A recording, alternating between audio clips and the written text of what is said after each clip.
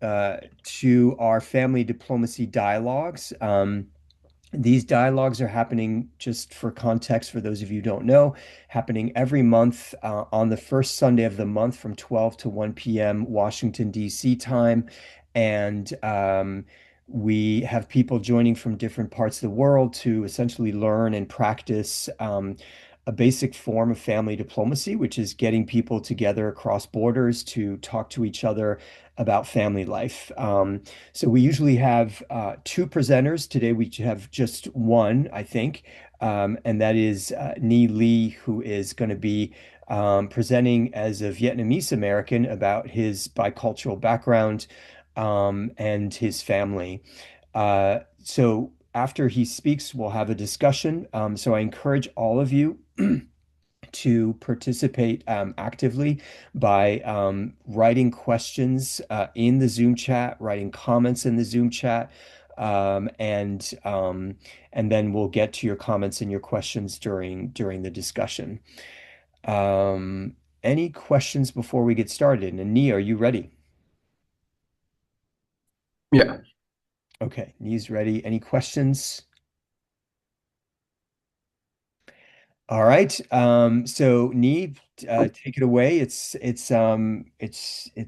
up to you to show us what's going on with your family. Okay, so I can share my screen, right? You should be able to, yes. Okay. Oh, and before stop share, because I will forget Oh, to do this. I have to take a screenshot of everybody. So hold on. Let me position the screenshot. And on three, if you could all have your yes, Naledi, great to see you. And if you could smile on three, one, two, three, smile. Fantastic. Awesome. You guys are a photogenic group here. Okay, so Nee, go ahead. okay. Okay. Um, Good afternoon, everyone. My name is Nile. I am a Learning Life intern this summer. I'll just start a little bit about myself before I dive into my family. Um, I am 22 years old. I am from Southern California, but I was born in Ho Chi Minh City, Vietnam. Uh, And as the picture on the right, you can see I am a recent graduate of the University of California, Irvine. So let me get started by introducing my family. Okay, so this is myself, my mom, and my younger brother.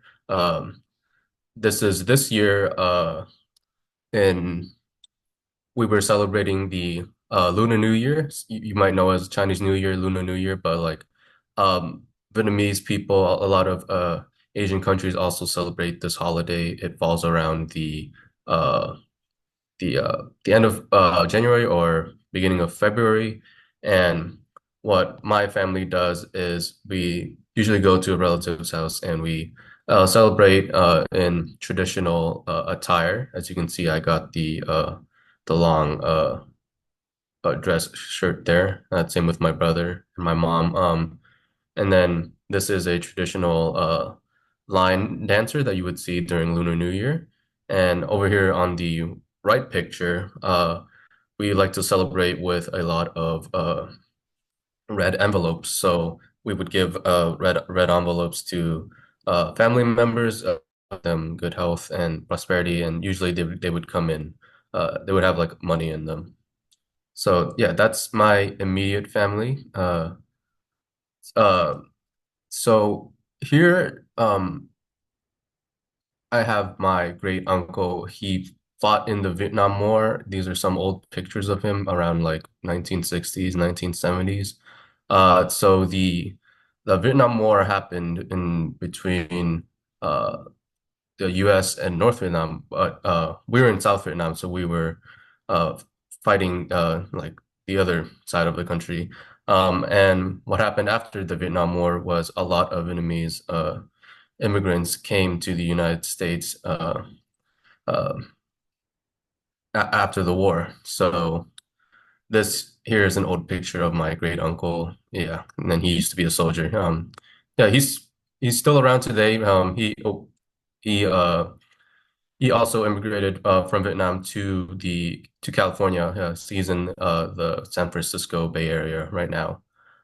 So yeah, that's a little bit of history about how my family got here. Um, and then I'm not in this picture, but this is an some cousins from my extended family from my dad's side. You got my aunt, my uncle, my cousin, their husbands, and you can see they're also in the traditional attire of the Lunar New Year. Also we call it Tet. So yeah, it's a pretty fun event. Everyone dresses up. We decorate the whole house, and everyone gets together like as a big family. Um, And I think we had this is one of my uncles getting married. Yeah. And this is what a traditional Vietnamese wedding would look like. As you can see, it's also very colorful. Um, and then we typically have like a shrine, as you can see right here, that you can make your prayers to wish you the best marriage. And yeah, it usually be like decorated with all these candles. There might be pictures of past family members that have passed away, and then you kind of wish good luck upon them. And we're a Buddhist family, so we have images of Buddha, but a lot of Vietnamese are also like Christian or Catholic, so it just depends what your religion is. Um, and I'll end it off with one final picture. This is uh when me and my mom went back to Vietnam, back to Ho Chi Minh City in the south of Vietnam, where I was born. Um, and this is back in 2023. So as you can see, we like to have large family gatherings, just go out to eat. That's a big part of our culture. There's me, there's my aunt, my mom, and then here's all my extended family, like all my cousins and uncles and everyone. Yeah, and yeah, it was a good time. Um, but yeah, I that's my family. Some of them are here in the States. My grandpa and some of my aunts are still back in South Vietnam. So June 2023 was the last time I was able to visit them. But yeah, thank you. All right. And so you can stop share and bring us back to our group. Yeah. So questions for Neat. I have a couple of questions that I just put Mhm. in the that I'm about to put in the Zoom chat. But if you could raise your hand digitally, that's most helpful to be able to put everybody in order. Questions? Can I just start by answering your the ones in your chat? Sure. Yeah. Okay. Okay, so Paul asks, what does the red symbolize and dragons? Red is just a common color. I'm not like re- completely sure, but it's a good symbol of like prosperity and success. That's why we give the red envelopes to our relatives because we wish them success and we use it. It's pretty common on like celebration of Lunar New Year or something like that. And like dragons, I don't think it's like a uniquely Vietnamese thing. I think dragons are fairly common in East Asian culture, like symbols, like yeah, in almost everywhere. What is the sorry? So just to I don't follow up on that, think but do you have a sense of what the dragons are intended to symbolize? uh, I'm not sure, but like you can find like dragons in traditional like temples, and so I think they probably like again just like power or like success or something What like that. Yeah. dragons intend to symbolize? Not sure, but Oh, somebody's got their, I think somebody has made, yeah, if you stay on mute unless you're actually participating. Um, other questions we oh have yeah, to see yeah, here. yeah. Nusrat. What's the name of the traditional outfit that woman wore in the picture? That's a good question. So that long dress Vietnamese women wear, it's called áo dài. So I'll spell it out in the chat. So it's áo dài. So it's Aodai, but it's pronounced áo dài. So that's the name of the traditional outfit. Um, how many times have you been back to Vietnam since you originally left at age 4? That's unfortunately I've only been back once. So I've grown up majority of my life here in California in the States. But yeah, that going back was like a really like interesting moment, like just seeing like how I used to grow up when I was so young, and then I just left. Um, So you were there back in when was it that you were there and for how long? just that summer, yeah, it was like What yeah, summer? 2023. Oh, so it was Yeah, relatively recent. Okay. recent, but then like before that, it was when I was 4, so it's you can assume it was a really long time. Yeah.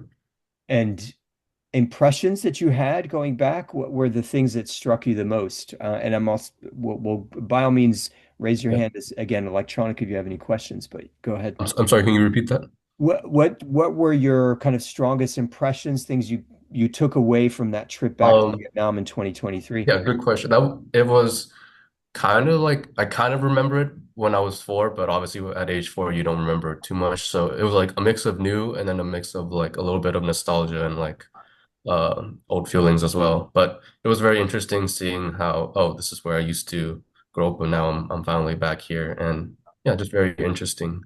Um, and Nusrat says, it's similar to our traditional outfit, salwar kameez, and I think that's from Bangladesh. Yeah, Yeah, yeah. Nusrat, do you want to elaborate? Hi. Yeah, and sorry, I can't open my camera. Yeah, and it's pretty similar. And also, I have a very close friend from Vietnam, but I never asked her like what's the name of the outfit because every time I see her, like she's wearing this Um, outfit, and it's like our traditional outfit. The only thing is like in Vietnam, it's a little bit long, but in our yeah. case, it's a little short. I mean, the upper part, I mean, the tops, it's a little short than Vietnamese outfit, and it's similar. And here we call it the salwar kameez. Hmm. Yeah, that's interesting. How a lot of different cultures will have like s similar attire, but yeah, the Vietnamese one is especially known for being like really long. Um, so I'll just read some more questions here on the Zoom. Dan said, "Did you learn about the Vietnam War in school in the U.S. And if so, how did what you were taught in school square with your family's experience and knowledge of that history?" So I wasn't really taught about Vietnam War until like U.S. history in like high school. And we were just taught like, oh, how it started, and then the U.S. were fighting, like the North Vietnamese, like during the communists, right? And how did it? And I think with my family's experience, there's a bit more nuance to that. Like a lot of people like growing up didn't know that, oh, it wasn't just the US and Vietnam, it was South Vietnam against North Vietnam. So it was like we were fighting our own people technically, yeah. So that's a bit of like uh details that I guess the average person wouldn't really know, that the Vietnam War wasn't really just us fighting Americans. Uh Terrence says, how many stages of marriage do you have? Just hold off before you Yeah. and it's actually good to get other people's comments and so on. So obviously, we as the United States were largely responsible for the Vietnam War. I imagine a number of you are aware that there was this a domino theory. And concerned that if Vietnam fell, other countries would fall to communism, and Americans were at the time very concerned about and essentially in conflict, a Cold War kind of conflict, and in this case, a hot war, um, uh, to um, to try to contain and throw back communism. But in the process, I think it was millions of Vietnamese people died in that conflict at the hands of the United States and Yeah. in this civil war. But so this is one tangible way in which Americans were actually involved in the world. And so I'm just wondering if any of you have any thoughts on that. I know that David Jones, who's joining us from the U.S., is in the U.S. Marines, and I'm not sure in your cases whether you have any thoughts on this and so on, and would want to share. Clearly, I don't think you were involved in the Vietnam War. You're far younger than that. But if having as a member of the U.S. Marine Corps, I imagine you've got some thoughts on this. It would be great to hear from you. And anybody else who has any experience or any connection to the Vietnam War, it would just be great to hear your thoughts on that. Thank you. So good afternoon, everyone.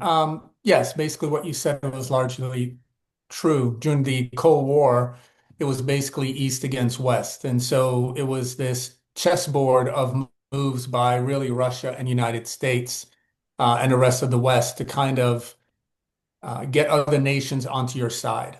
And in the Vietnam War, at the end of World War II, most of the colonial colonies had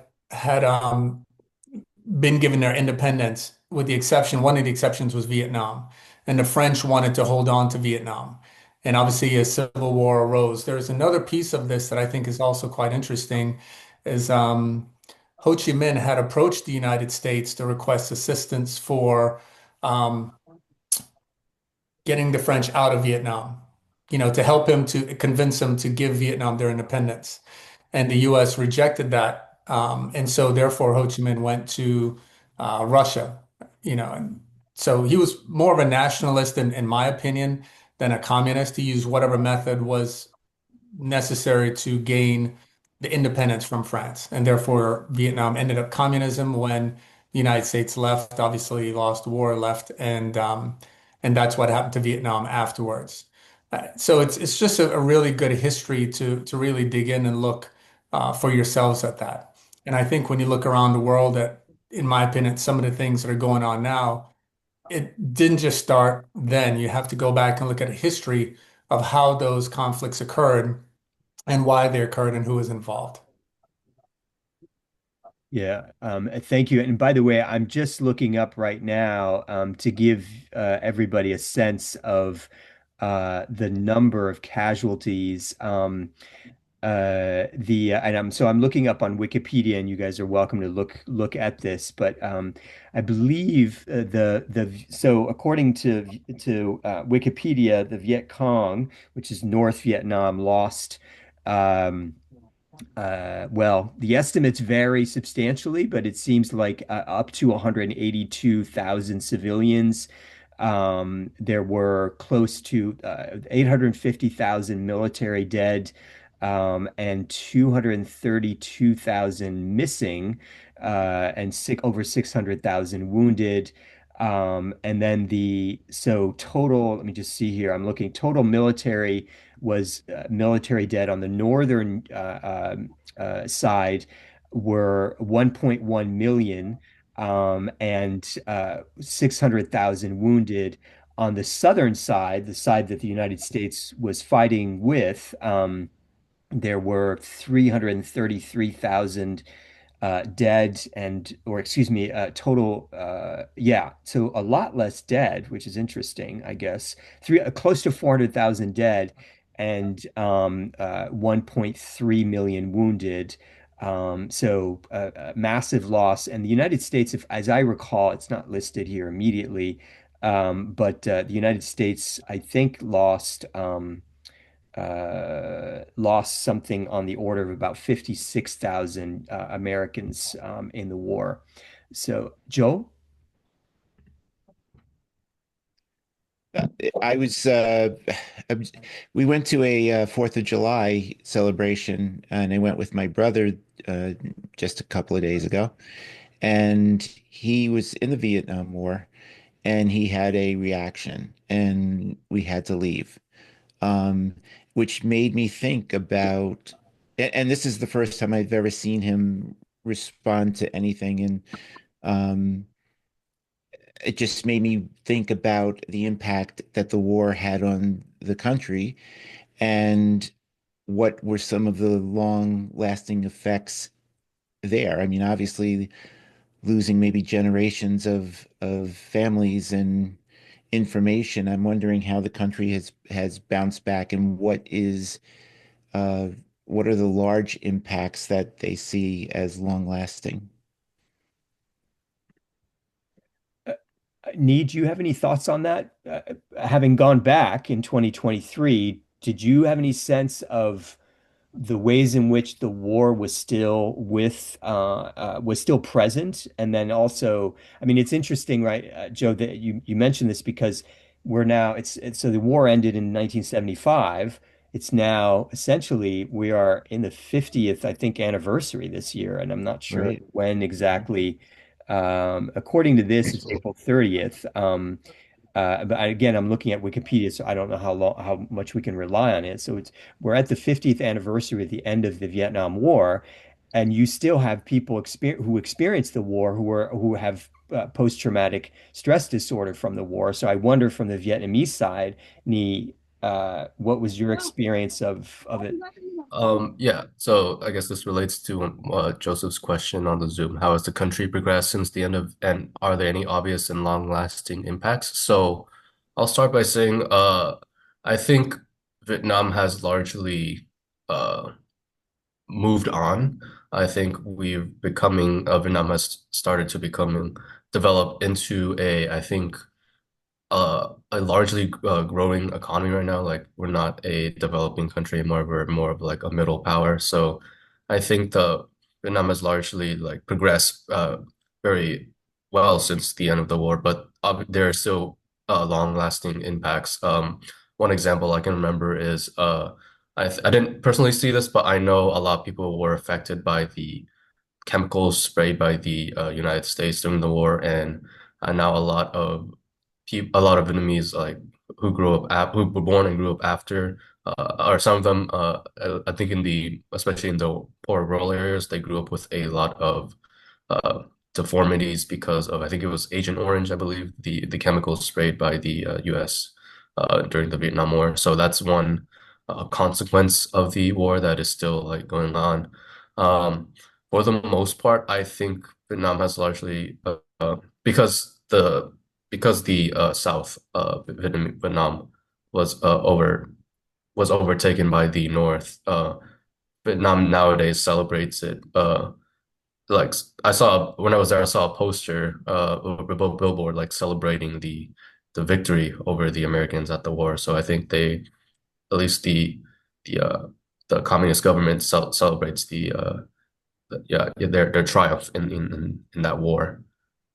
Um, So let me have those instead of having you kind of read the questions in the Zoom chat. Let me just have folks who are actually asking questions speak their questions. Tice, did you want to follow up? You made a number of comments and you had questions. Oh, sure. Sorry, my digital hand's not working today. It's hiding. Sorry, my digital hand's not working today. It's hiding. First, we did visit Ho Chi Minh like years First, ago. we did visit How Ho did Chi you feel Minh. about crossing the street? It's a skill. How did you feel about it, crossing the street? It's a skill. Are you it is guys, definitely a is skill. anybody else hearing reverberation? Oh yeah, Is there's definitely a skill. anybody else hearing reverberation? Oh yeah, Yeah, that's there's weird. We're all reverberating, unfortunately. Yeah, that's weird. We're I all think Peter has reverberating, he's unfortunately. not muted. He's not muted. Oh, so Peter, keep yourself on mute. If you would, don't unless you're speaking, you need to be on. Everybody needs to be on mute unless you're speaking. Go ahead, Nee. Yeah. Going back to your question, yes, it is definitely a skill to cross the street. It is something like you like my relatives taught me like you just like go for it. You just like go for it. Like you don't like there's gonna be cars uh crossing is like there's so many cars, so many motorcycles, but there's like you just have to like Just go learn to for it. like weave your way through the street. Yeah. It's like Yeah, the analogy given to us to get through it was like water and stones, and you just have to go. And so it was a little scary for me. My kids loved it. They just yeah. jumped out there, but I was also wondering because you mentioned that you did not speak a lot about the war. I guess at home, and I wonder if just in your community. I remember in Vietnam reading somewhere that the narrative and the history is really written by the North. Mhm. Um, because the South is considered, they're the losers. And so a lot of times, those from South Vietnam just don't discuss, almost taboo. So I didn't know do you know if that's the reason why it wasn't really discussed Um, in your family or in your community? well, back in Vietnam, yes, it definitely is written by the victors. As I said earlier, there's billboards everywhere about our victory in the war. It's a little bit different in when it comes to the Vietnamese community here in the States, especially in California, because most Vietnamese in California are from the South. So um, if you go to like the little a Vietnamese community in SoCal, they would be flying South Vietnamese flags and not North Vietnamese flags. So there's kind of a disconnect there between the diaspora community here in California and back in Vietnam. Mm. Yeah. So we'll have Maria and her mom, who are joining us from Brazil, ask their question. And then Naledi from South Africa has a really interesting question here. And so, Naledi, if you can speak afterwards, it would be great to get your question. Maria, and then I just want to remind our interns, don't be wallflowers. Please do participate, ask questions, etc. Raise your hand. Maria. Hello, everyone. Good afternoon. First, we want to say we're sorry for the delay. We're having some troubles with the link, so we didn't see the presentation, and we are not sure if this was addressed already. But we wanted to know if you could tell us how is this part of history addressed in schools? Like, if you have any idea, um, how is how is taught to kids and to teenagers at school, what's the perspective?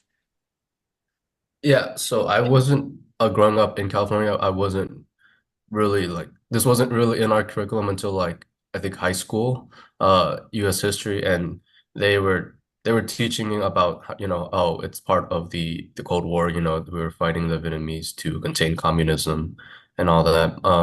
But like I said earlier, there's a lot more nuance to it. Like it was Vietnamese fighting Vietnamese, and there was a lot more factions in it. But I think really in high school they really like taught us like the general idea of what how mostly how the United States was involved in the Vietnam War, like an American centric perspective. And But oh sorry, but no, like what about Vietnam? Like do you have any idea how um how it is, forgot the word now, I'm sorry. How how it yes, is how is it? taught. Yes, exactly. How it is there in Vietnam. Do you have any idea Oh, how this is how addressed? how the war is Yes, taught in Vietnam. yes, at school. I did not grow up. I did not receive like a lot of schooling in Vietnam, so I wouldn't like personally know. But I think back to what uh was said earlier. I think they really. I would assume they would teach it from the victor's perspective, like, oh, we were fighting the South, and then we're liberating them from, the United States or something like that. Some type of narrative that make them seem a little more righteous, I guess, or nationalistic. Yeah. And just a quick point to follow up on their number of deformities and cancers that were developed from the use of Agent Orange, which was as Nee mentioned. But that was used. Agent Orange was used to deforest parts of Vietnam because the Viet Cong or the Northern forces were using the forest to their Yeah. advantage. And so the United States sprayed massive amounts of this product that had long-term effects on the population. Yeah, one of the ways in which, unfortunately, the wars had a long-term legacy, Mhm. both literally physically on the bodies of the people. Um, Naledi, can you do you want to share your good question? Yes, thank you so much. And thank you so much, Nee. That was so illuminating. And I'm surprised you gave us so much information in such a short space of time. So my question's in the chat box, but I think the reason why I'm more curious about it, I think if anyone knows anything about South Africa, uh, you know that everything is racialized. But the less popular reality and narrative is that even all identities are politicized all the time. Like it's if a child is born, are they going to be called in South Africa? We use the term colored, which is non-derogatory, as with America. If it's born between a white person and a black person, what are they? You know, classification is such a one of the sort of inherited residue of apartheid. Even if people aren't doing it for the purpose of harming or creating divisions, it's still part of, the discourse, the language, and some of the residue of apartheid. So the reason I was asking about any ethnic differences, divisions, and if the media or politicians or any sort of public figure or even just any traditional leaders toy with the idea of feeding into the divisions that were formed because you fighting, right? It wasn't just versus America. There was also fighting our own people. I think that was very powerful. So that was one of my questions, that residue, even though you're saying the country has, from your perspective, moved on, do you still find devil's advocates or snaky sort of entities that try to feed off of the reality of that history? And then the second one I wanted to ask is you shared so much about your family and pretty much being in the diaspora. Do you feel like you need to know everything about the war? Because I'm pretty sure there's so many more layers. I mean, you gave us a taste of your life, but does it feel like you're now an ambassador of Vietnam? Do you ever feel like you need to know more than someone who then grew up in America? I'm just curious about that because I'm also always moving between worlds and just recently migrated to Norway. And I feel like I need to know so much about South Africa because I'm not only going to be sharing what I know about my country, but my personal perspective on what I've experienced, and also trying to fix a little bit of the wrong stuff that people think they know about my country. So I'm just wondering about any patriotic or sort of burden or responsibility that you feel to always share these narratives. And then, yeah, the earlier question. Thank you so much. Thank you. Oh, that was very intricate question. I'll try my best to answer it. I'll start with your first question in the chat. I don't know if about like ethnocentrism because the majority of Vietnamese are ethnically Vietnamese. There is a distinct like North-South accent. Like people from North Vietnamese speak Vietnamese a little bit differently. And when it comes to politicians using this division, I think just now they're like there really isn't like a sectarian movement to like bring back South Vietnam or anything. At least not that's not like really popular. Um, I think what they're really trying to do now is the goal all along was to unify the country, or like take over South Vietnam, and I think they're just trying to keep the country like intact and under one rule. I think obviously that's why you can't really fly the flag of South Vietnam back in Vietnam, and it's just the official flag, the red one with the yellow star. And Neat. you're Just a quick follow-up yeah. on that, based on Naledi's question. Um, you said that there's a difference between the North Vietnamese and the South Vietnamese accent, and I wonder if that's a source of comment or views or reactions among people like, oh, they've got a Vietnamese or oh, they've got a Southern, and what does that evoke? What does that mean if you have a North Vietnamese versus South Vietnamese accent? Do you have some sense in the Uh, United States versus in even if whether in the United States or Vietnam? I don't, this is probably something that goes back way farther than the Vietnam War. I don't know, like because the North is still so it's both sides are so culturally distinct. The North was part of uh China for a long time, while the South was more of a Cambodian influence, and then that goes back like hundreds of years. So maybe that has something to do with it. I'm not like too sure, but yeah, you can sort of identify which, I guess, there's even like a central accent too, so you could sort of identify which part of the country a person is from. And so was there a second part to that question? Yeah, no, just the meaning that whether it has a particular meaning. It Oh, sounds like that's interesting. I didn't know that. So that the northern kind of long-term lineage is that the northern side was more influenced by China, and then the southern side more by kind of Cambodian, if I'm yeah, understanding you that was correctly. like that was like way back, like hundreds of years, and then they're like there's now like but then the country unified under like a couple of dynasties, and then the French came along, the whole colonialism thing, and then the war. That's yeah. Gotcha. Um, Mhm. yeah. So we do have Joe waiting, but yes, Oh, by all I means, think answer I think your Naledi had follow-up question. yeah. The enduring division. I'm so sorry, Naledi. Can you like please repeat that second question? I'm trying to like hopefully Oh, grasp to the best of my I think understanding. sorry, I'll make it short. So the second one was it wasn't in the chat box, but more about um with being someone who's in the diaspora, not based in Vietnam, Mhm. didn't grow up there. Do you feel like you have an added burden or responsibility to sort of still know a bit more than the average person in America about Vietnam? I know, of course, it has linkages to your family history, but do you feel like, okay, I'm in America, I need to sort of be an ambassador of Vietnam?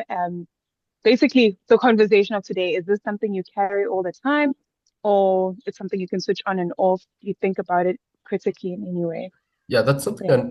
Yeah, that's a good question. It's something I never really thought about. I more so thought of it not as a responsibility, but like as a out of sheer interest. I want to know why the history of why did my family come here to the States? Why did my grandpa and my great uncle fought in the war? Why did we do all these things that led us to where we are now? And I think that interest about like just who I am and who they are like really brought me to research and like learn all these things about the war because it is like we are a product of what happened in the war. So just a bit of like my uh just my personal interest and yeah. Hmm. Joe, and then Nazmi. You may not know this, but I'm wondering if you, through witnessing or stories of through your family, um, could talk a little bit about the plight of um, the kids left behind to that were U.S. soldiers' children. I know there's a long history of struggle. I mean, that's putting it lightly, but I'm wondering what it would be like today for somebody who was an offspring of a mixed marriage, if that's what we want to call it. And I'm the kid guy, so I know there were lots of kids that were sort of running around in packs and homeless and not accepted. So I'm just wondering if by you know hearing family stories or anything, was anything ever said about those kids? I I'm really not that's a good question. I'm really not Yeah, sure. I grew up just with sure. like other Vietnamese people. I didn't really see like any mixed people from the US. So yeah, I Yeah. wish that's a very intriguing point, but I wish I knew more. Yeah, I expected that you'd be too young to to see that, but I'm just curious. I was just very curious about that. So Yeah. Good question. Asmi. Hello, Melody, this question is for you. So I was recently abroad, and when I would share, my identity, they'd be like, "Oh, where are you from?" I'm U.S. born. My parents are Mexican, and so it's like just Mexican, simplified. And they would get so excited. Well, I would say I was U.S. born, and then I would say my parents are Mexican. And it seems like my identity was Mexican more so, like they decided for me, which is like, interesting thing. And they're like, oh, Mexicana, how exciting. And so they would ask me more about my Mexican culture than my American culture. Have you had similar experiences, or even you and me growing up biculturally?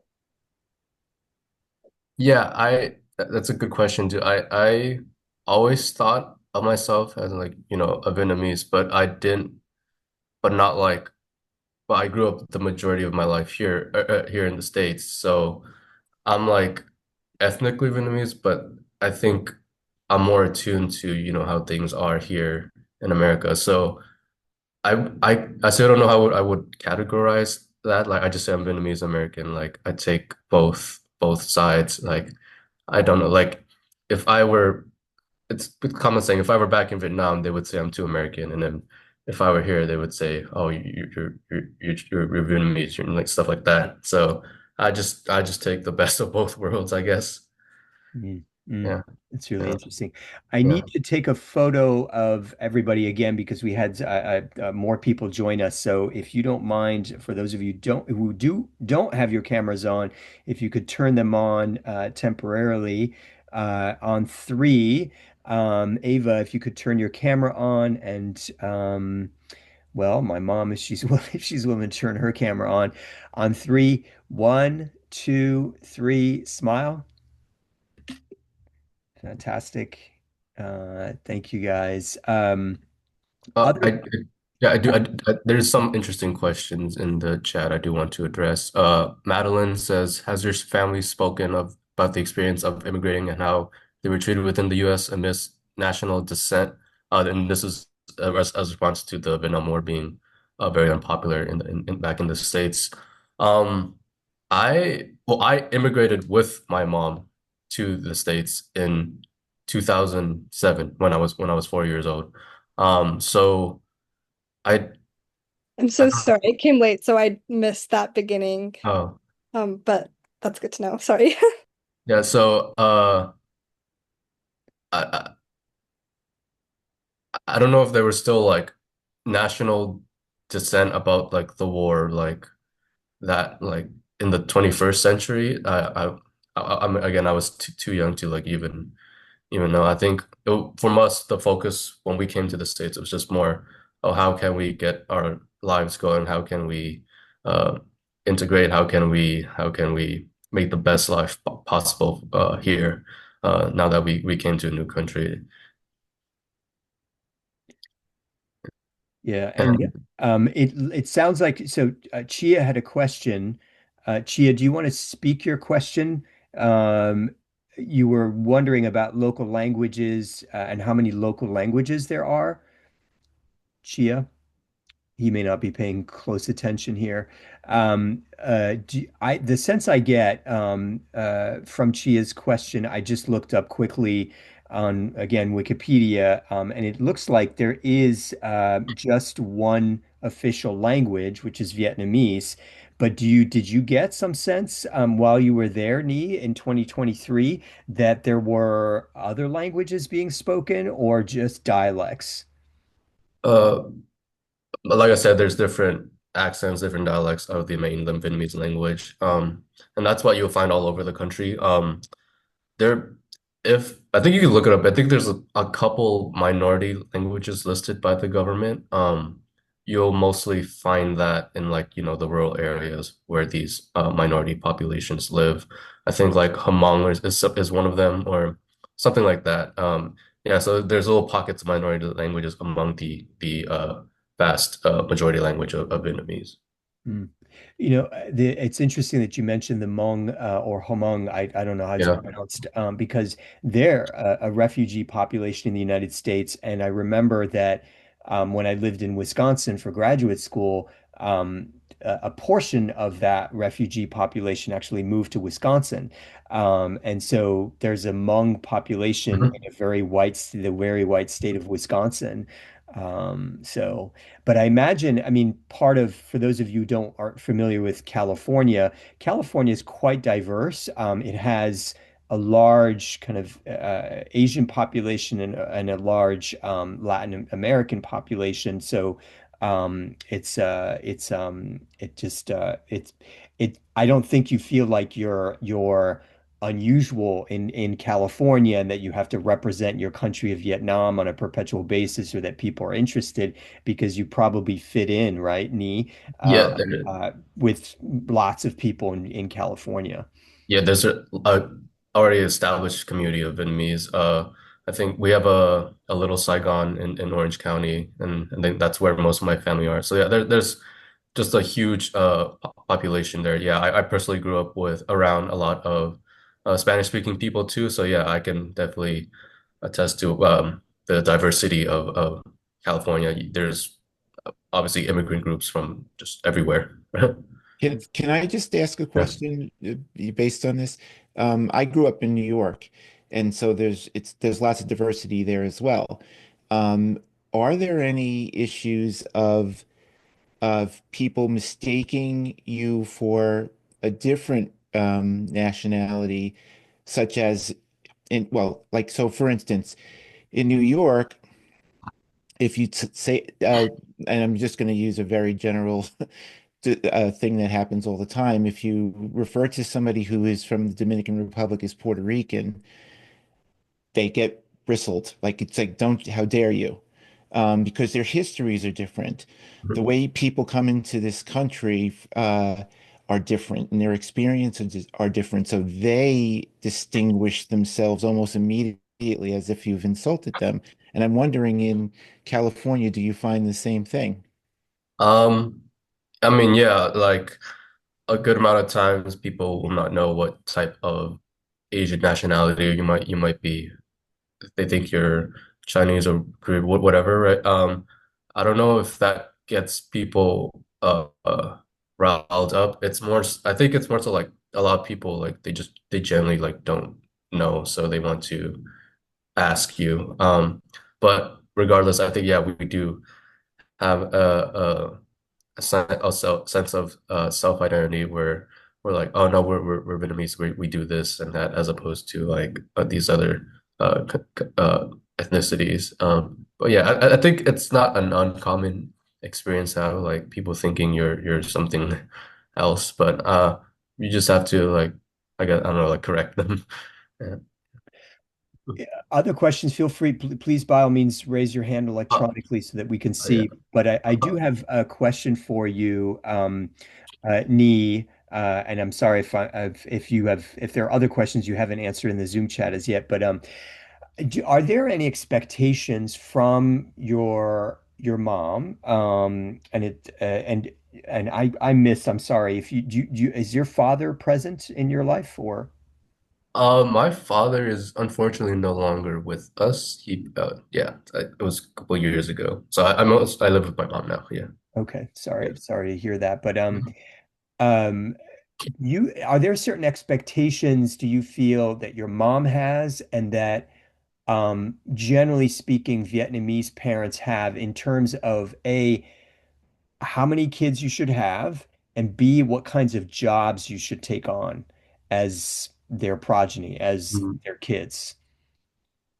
Oh, well, hey, how many kids? I don't think I ever had that conversation with my mom. I think what my mom really drills into my head is like the value of education. I think that's fairly common in a lot of immigrant families. And I think generally most uh, Asian parents would err in the direction of like, oh, you should be a doctor or a engineer or something like that. I think my mom was a little bit more flexible. I told her I wanted to go into either law or politics, and then she was very supporting of that. But she wants you to get lots of education. Yes, yes. She was definitely like, you need to go to college. You need to, earn your master's, stuff like that. Yeah, Hmm. definitely emphasize the value of education, like first and foremost. That's what my mom was by. Hmm.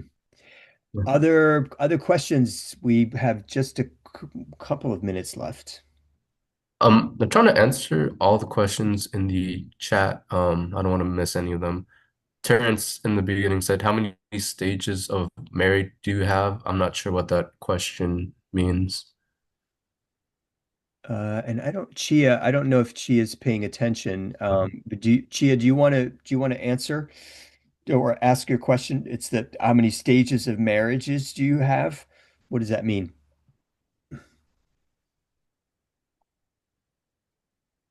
I'm going to ask him to unmute and see if he's paying attention here. It doesn't look like he may not have either the sound on or he may not be. Um, I'll quickly go over like some of the questions here in the chat.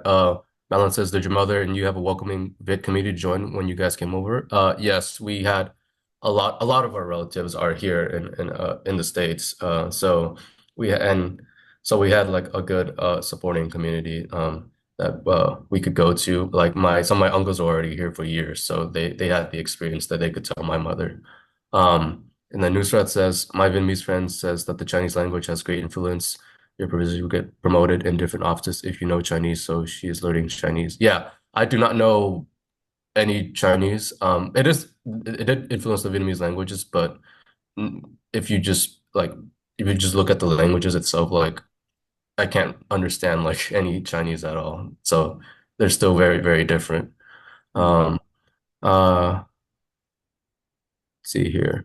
But I think you got everything there. yeah, Um, Well, yeah. so we're more or less at time, and I want to thank Nee for answering a lot of questions and Mhm. doing your best at answering questions Uh, that you might not know the answer to when yeah. you came at the age of 4. Mhm. I feel some sense of sympathy here because I came to from France to the United States at age 11, and so I have like the knowledge of an 11-year-old, and I imagine you have not the knowledge to some extent of a 4-year-old of of Yeah. Vietnam, but much appreciated that you shared with us. So just to remind you guys, these meetings are once a month, and the next one, and it's on the first Sunday of each month. Um, the next one, therefore, is on August 3rd. Same time, same Zoom. And I believe we have two different speakers at that one, and I am not sure who they are as yet. Yeah, But can you hear me now? yes, Chia, but we're actually transitioning, and I want to let people go, but we'll have to if you want share your question with me, Chia, and then I'll pass it on to Nee, and I'll connect you essentially via Facebook. Uh, Okay. thank you so much. Yeah, thank you. All right, Chi. All right, everybody. Well, thank you for your time. I'm glad you were able to participate in the conversation. I hope you found it interesting, and see you next month. Bye, everybody.